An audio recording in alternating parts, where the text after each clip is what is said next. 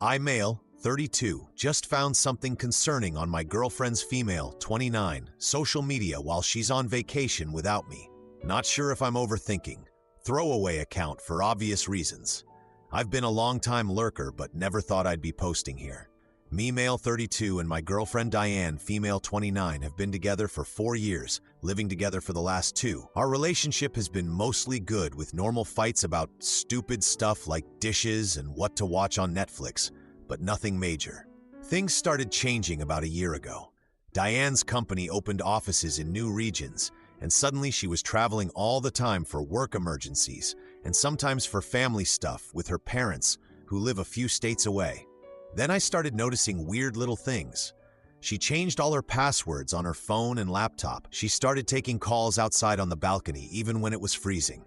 She's constantly texting at weird hours and gets really jumpy if I walk behind her when she's on her phone.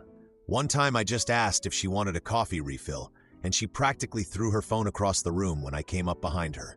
A few months ago, I finally said something. I tried to be casual about it. Just asked if everything was okay since she'd been acting different with her phone lately. She immediately got super defensive and asked why I was so obsessed with her phone and if I didn't trust her. When I mentioned the password changes and late-night texts, she said someone at work got their accounts hacked, so IT made everyone change their passwords. She said she takes calls outside because she doesn't want to disturb me when I'm on my own work calls, which doesn't make sense because most of her mysterious calls happen after work hours. When I pointed that out, she got really emotional and asked if I was accusing her of something, and I immediately felt like the biggest asshole ever. I apologized for seeming suspicious. Then she suggested maybe I should see a therapist about my trust issues, which she said probably came from my ex. I actually did start seeing a therapist. At first, I thought they were helping me see I was being paranoid, but looking back, I think they were actually trying to help me recognize when I was being manipulated. Anyways, we had been planning this big vacation to Cabo San Lucas for months. We have this joint account where we each put in a portion of our paychecks for shared stuff, and we'd been saving up for this trip since last year. We even had this whole Google Doc with restaurants we wanted to try and excursions and stuff. Then, 3 days before we were supposed to leave, a massive system failure happened at work. Since I built a lot of the code base, they needed me available 24/7 to fix it. I tried to see if I could work remotely from Cabo, but my boss said no, they needed me here. When I told Diane, she was understanding at first, but then suggested she should still go by herself to relax and recharge after her stressful quarter at work. She said all the reservations were non-refundable. I checked later and found out we could have changed them with like a $50 fee, but whatever. So she went to Cabo without me last week. She's been posting tons of beach photos with our vacation hashtag, Michael and Diane Adventures, that we've used for all our trips together over the years. I was bummed but happy she was having a good time, I guess.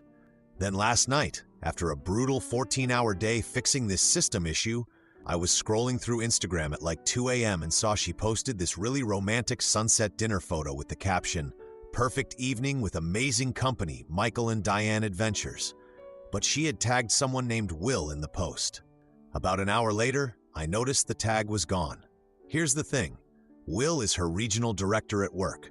She's mentioned him before as this happily married guy with kids who's totally focused on his family. She's always described him as this mentor-type figure, never as a friend she'd have dinner with on vacation. I don't know what to think. Maybe she was with a group of coworkers who happened to be in Cabo. But why use our personal vacation hashtag for a work dinner? And why remove the tag later?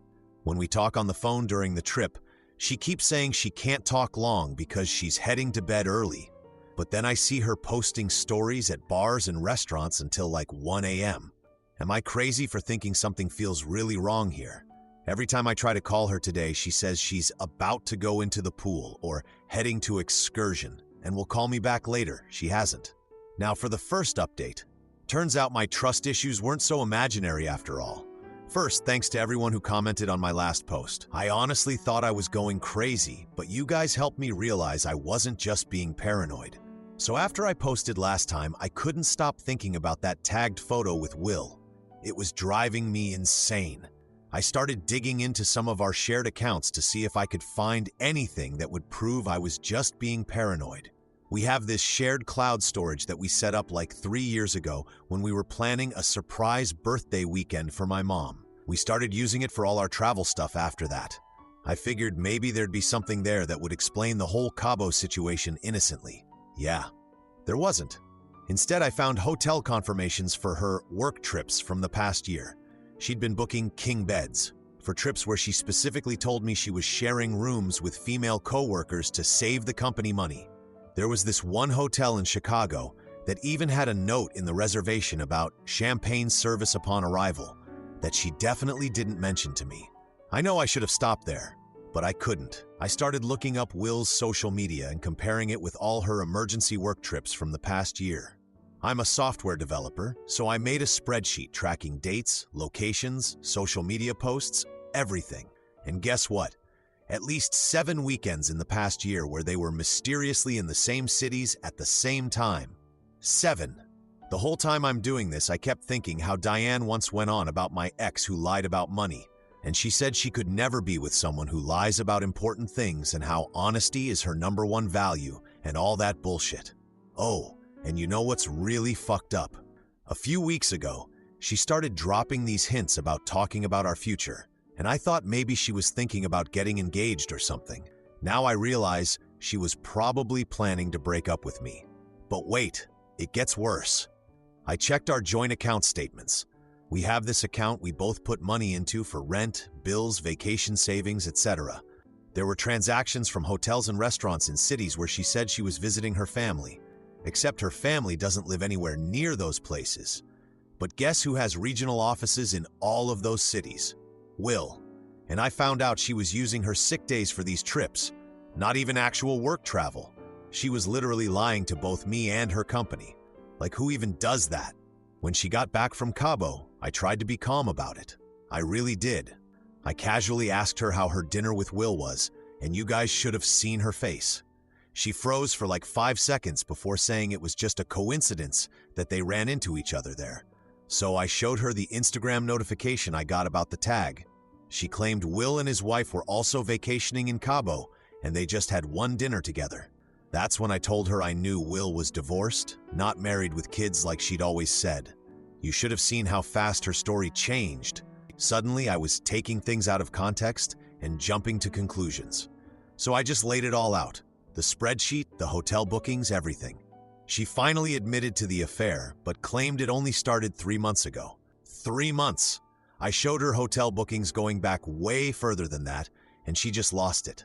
She said it was my fault because I'm emotionally distant and work too much, and I'm boring and predictable, while Will is spontaneous and understands her ambitions. I'm the one who encouraged her to take that promotion. I'm the one who's been supportive of all her work travel. And suddenly I'm boring because I don't cheat on her. What the actual fuck? I packed some stuff and went to stay with my friend Dylan, male, 31. I was just so angry and hurt and confused.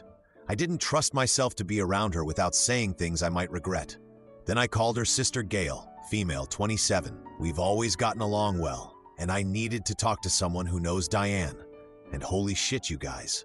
Gail didn't want to tell me at first, but eventually admitted that Diane has been bringing Will to family gatherings for the past 6 months. 6! Introducing him as a colleague, but being all touchy-feely with him when she thought nobody was looking. Apparently, Diane told her family she was planning to break up with me soon, and made them all promise not to say anything because she didn't want to hurt me. She made me look like the clueless idiot to her entire family. After talking to Gail, I started noticing all these social media posts where our mutual friends were at industry events with both Diane and Will. People I thought were my friends too, who apparently saw them together and either assumed I knew or just didn't want to get involved. So basically everyone knew except me. Great. She used our joint account, the one we were saving for vacations and maybe eventually a down payment on a house, to help pay for her trips with Will, using money that was supposed to be for our future to fund her affair.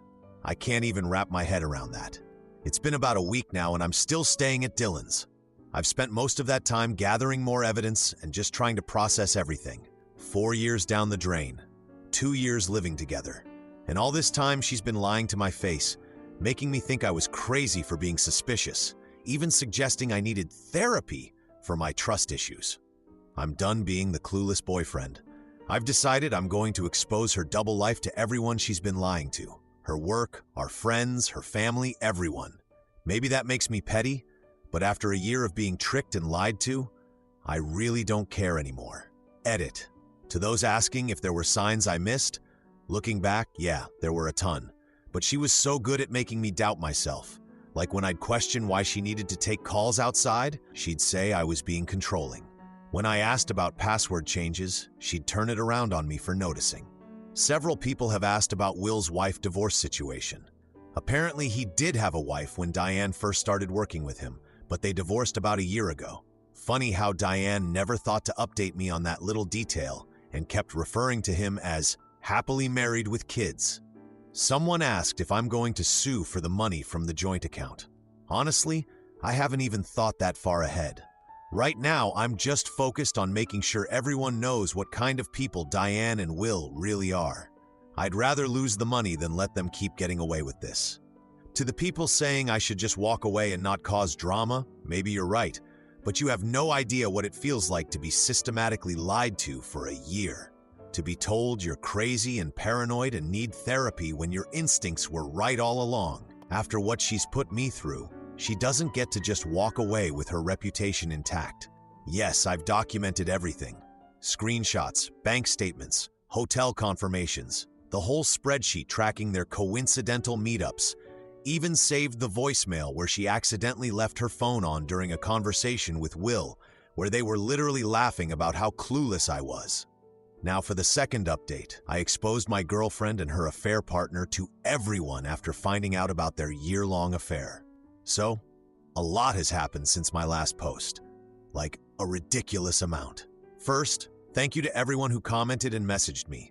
Reading your responses honestly helped me feel less crazy after months of being lied to. Some of you said I should just walk away quietly and others said I should burn everything to the ground. Guess which advice I took? I've been staying at my friend Dylan's place for about 2 weeks now. After discovering the extent of Diane's betrayal, using our joint savings to fund her affair, lying to me for a year, making me think I needed therapy for trust issues that were actually 100% justified, I just couldn't be around her without completely losing it.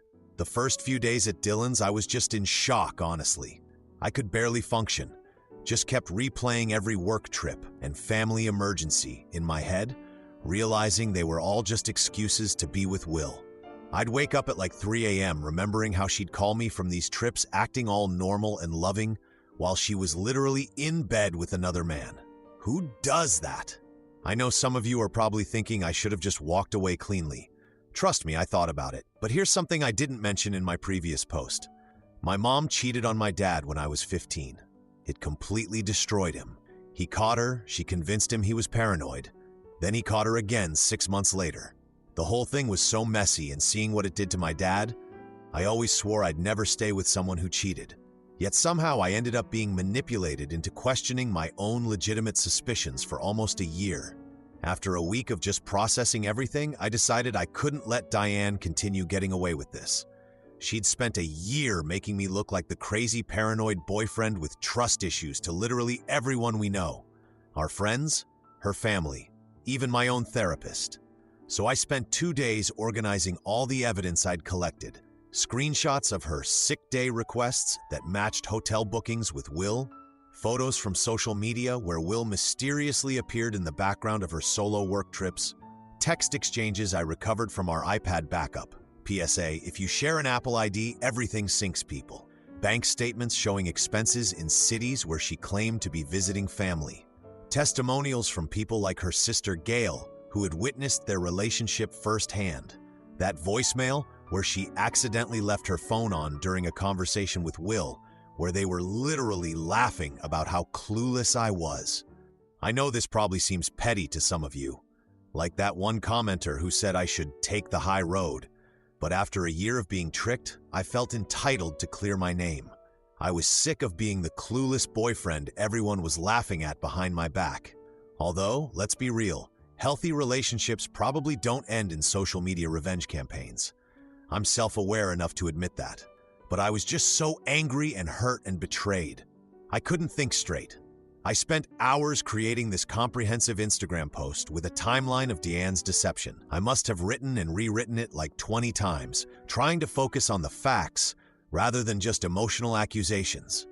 I wanted to make sure no one could dismiss it as just some bitter ex ranting. Oh, and during this whole process, I discovered she had a separate private Instagram account where she and Will had been way less careful about hiding their relationship. There were photos of them together dating back almost 10 months. So her claim that the affair only started 3 months ago was yet another lie. What a shock. I made sure to include evidence that she had used company sick days for affair trips and had potentially misused company resources by combining work travel with personal trips with Will. This wasn't just about exposing her to friends and family. I wanted her workplace to know exactly what kind of person they were employing. Yes, I know that was probably too much. Several of you warned me not to mess with someone's career. But honestly, after what she did to me, I didn't care anymore. She ruined my ability to trust people. She made me question my own sanity for a year. She stole money from our joint account to fund her affair. Why should I protect her professional reputation when she clearly didn't give a shit about literally any aspect of our relationship? I tagged everyone connected to Diane in this post, her boss, coworkers, family members, mutual friends, even distant acquaintances who had been part of our social circle. I wanted everyone to know the truth. I scheduled the post to go live at 7 a.m. on Monday morning, when I knew most people would be checking social media before work. Then I turned off my phone and went to sleep, completely emotionally drained from the whole ordeal.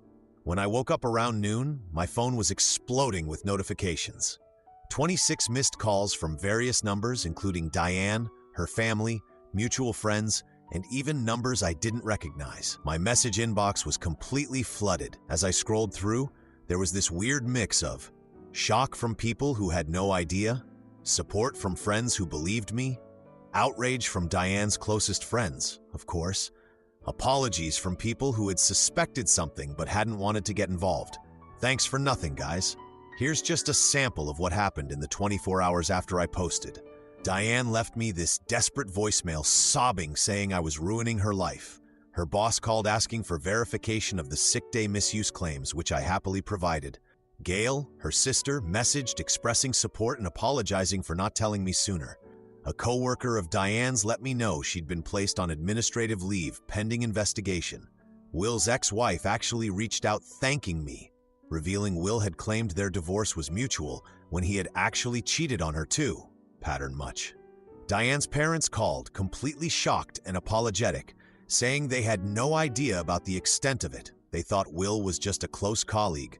Will suddenly made all his social media accounts private. Coward. Diane sent me this contradictory email, both apologizing and blaming me partially for being emotionally unavailable, which I forwarded to her boss as further evidence of her character. Over the next week, I learned from mutual contacts that Diane's company had launched a full investigation into her misuse of sick leave and potential misappropriation of company travel funds. She was placed on administrative leave, and Will was facing scrutiny from upper management for potentially abusing his position of authority in their relationship. Several of Diane's coworkers actually reached out to thank me. Apparently, she had portrayed herself as this dedicated workaholic who sacrificed her personal life for the company, while in reality, she was using company time and resources to conduct her affair. One guy said she'd guilt-tripped him into covering her shifts so she could visit her sick aunt when she was actually meeting up with Will. People were pissed. That lengthy email from Diane was really manipulative. She apologized profusely for her actions while still trying to justify them by claiming my emotional unavailability and focus on work had driven her to seek connection elsewhere. Funny how I was apparently simultaneously too boring and working too much. She begged for another chance, promising therapy and transparency, while in the same email accusing me of deliberately trying to destroy her career with my post. It's been about 6 weeks now, and I've learned that Diane was transferred to another office in a different state after the company investigation confirmed she had indeed misused sick days and company resources. Will apparently got demoted but kept his job because of course he did. I've declined multiple attempts at reconciliation. Like, is she serious? After all that, she thinks there's a chance we could get back together. Instead, I've been focusing on getting back my self-confidence after a year of being lied to. I recently found notes from my therapy sessions where I had documented my paranoid thoughts about Diane's behavior, all of which turned out to be accurate perceptions. Reading those notes now is surreal. I was right about everything. I moved into my own apartment last week. It's small, but it's mine.